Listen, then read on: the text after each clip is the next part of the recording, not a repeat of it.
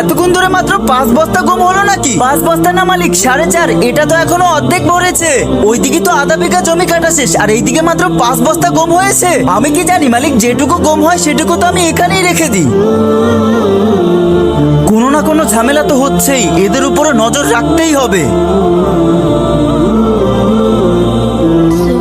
বন্ধুরা, তোমরা কি আমার মতো ইসলামিক ভিডিও দেখতে ভালোবাসো? তাহলে এই ভিডিওতে একটা লাইক এবং অবশ্যই চ্যানেলটি সাবস্ক্রাইব করে যাবে। আরে এটা তুই কি করছিস? আরে বস্তার নিচে কি লুকাচ্ছিস তুই? আরে কিছু না, এ তো মাত্র বস্তা, আর কিছু না।